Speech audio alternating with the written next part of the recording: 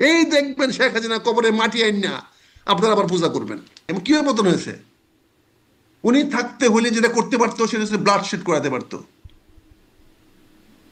উনি তো পূর্ণ ক্ষমতা নিয়ে দেশ ত্যাগ করেছেন, কিন্তু ক্ষমতা ছেড়ে দেশ ত্যাগ করেন নাই। উনি তো পূর্ণ ক্ষমতা নিয়ে দেশ ত্যাগ করেছেন, ক্ষমতাশালী হিসেবে দেশ ত্যাগ করেছেন। উনি যদি দেশের অমঙ্গল চাইতেন, দেশের মানুষের উপরে যদি গুলি অর্ডার দিতেন, তাহলে কে গুলি করতো না? উনি যদি রক্ত বয়া দিতেন, কেন চীনের এই শি জিনপিং 10,000 ছাত্র মারে নাই, মানে এখনো ক্ষমতায় আছে না? কেন পুতিন মারতেছে না, এখনো ক্ষমতায় আছে না? কেন নেতা নেহু মারতেছে না হামাসকে, ক্ষমতায় আছে না? ক্ষমতা চলে গেছে কেন? এখনো কি ওই আমাদের ওই এরদোগান সাহেব তুরস্কে মারতেছেন না? এখনো কি মারা কমতি আছে? উনি চলে গেছেন, ক্ষমতা চলে গেছেন।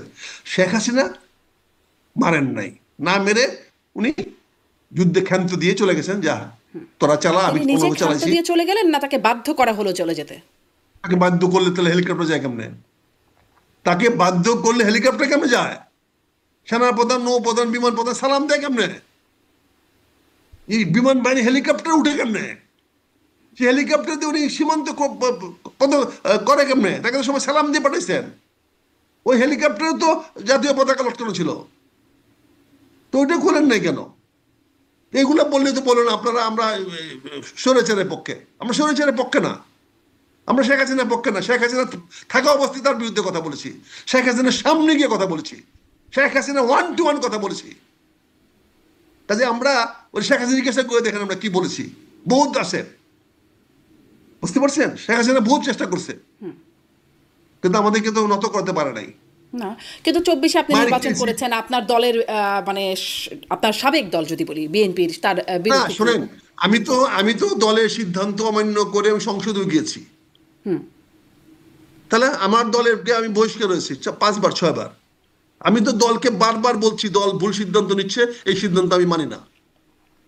আমি বলেছি এটা, আমি আমার সিদ্ধান্ত মানি না, বলছি ভুল সিদ্ধান্ত মানি না। জি, আপনি ওই যে বারবার বহিষ্কৃত হয়েছেন, সবশেষ কেন বহিষ্কৃত হয়েছেন, এক যেটা একটা পার্মানেন্ট বহিষ্কার হয়ে গেল? পার্মানেন্ট বহিষ্কার তো কখন যায় না। শেষ বসে একটাই কথা বলছি, যে আপনি যে আন্দোলন করতেছেন না, আন্দোলন না করলে কালকে আপনাদেরকে মানুষ জুতা পেটা করবে।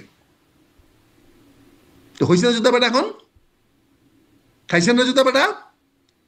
এই আন্দোলন নেতৃত্বে যদি বিএনপি থাকতো, তা আজকে পোলাপানে এই দেখাতে পারতো এটা। আপনি যদি বিএনপি গুলিটা খাইতো না ভাইগিয়া, ওই অক্টোবরের 30 অক্টোবর যদি না ভাগতো, গুলি খায় মরতো, তাহলে 10টা 5টা 50টায় মরতো, তো কি হতো? শেখ হাসিনা থাকতো ক্ষমতায়? তো এই কথাটাই বলেছিলাম।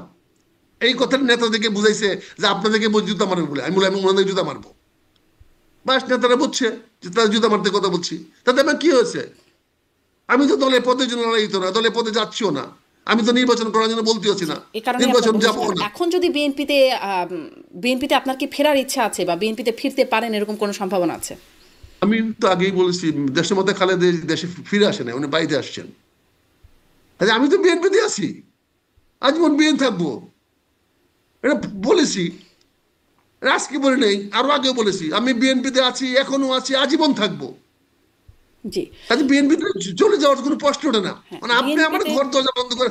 হ্যাঁ, বিএনপিতে থেকে আজ পর্যন্ত কাউকে আসলে শুনি নাই। আপনি একমাত্র যিনি বলছেন শেখ হাসিনা হচ্ছে স্মার্টেস্ট 24তম প্রধানমন্ত্রী। হ্যাঁ আহ, বলছি, জি। চৌকস স্মার্টেস্ট না হলে 15 বছর থাকলো কি করে? আর তো কেউ থাকতে পারে নাই। উনি যদি চৌকস স্মার্টেস্ট না হইতো, তাহলে 15টা বছর কেমনে থাকলো? উনি যদি স্মার্টেস্ট না হইতো, তাহলে উনি এখনো কেমনে বেঁচে আছেন? উনি যদি চৌকস এবং স্মার্টেস্ট না হইতো, তাহলে এখনো তিনি রাষ্ট্রীয় সুযোগ সুবিধা কেমনে ভোগ করতেছেন? কাজে এগুলো তো, উনি স্মার্টেস্ট বলি তো, উনি তো ওনার তো লোমটা আপনার সরি মানে ওনার ক্ষতি করতে পারেন নাই, উনি বেরিয়ে গেছে। এখন তো মামলা মোকদ্দমা হবেই, কত মামলা এই রাজনীতিবিদদের মামলা খাই। শোনেন, 75 সনে আওয়ামী লীগের এমন কোন নেতা ছিল না যে জেলে যায় নাই। আওয়ামী লীগের প্রথম সারির নেতারা কেউ জেলের বাইরে ছিল না, সব জেলে গেছেন। এরকম 2 4 5 মাস 6 মাস 1 বছর 2 বছর জেল খাটার অভ্যাস রাজনীতিবিদদের আছে। রাজনীতিতে খাটা দেশের মধ্যে খালেদা জিয়াও 7.5 বছর জেল খাটছে, এক নাগারে কাটছে, জেলে পড়ে রয়েছে। আপনারা একদিন জেলে খাটতে পাওয়া যাবে না, খুঁজে কানতে কানতে চলে যাবে। আমরা দেখছি না যে কি অবস্থা হয়। তো কাজেই রাজনীতিবিদরা এই সমস্ত 2 3 বছর 5 বছর জেলে গেছে না। ওই ফাঁসি দিয়া ফাললেও পরেও কোনো আসে যায় না। রাজনীতিবিদরা ওই ফাঁসির থেকে তার ছেলে দাঁড়ায় যাবে গা, তার মেয়ে দাঁড়ায় যাবে গা, দেখবেন তার গোষ্ঠীতে দাঁড়ায় যাবে গা, আবার তার পূজা করা শুরু করবেন। এই জনগণ আপনার তারপর পূজা করা শুরু করবেন।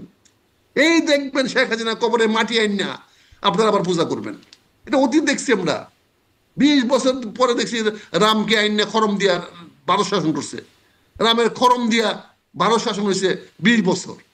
পাবলিক ছিল বলেন।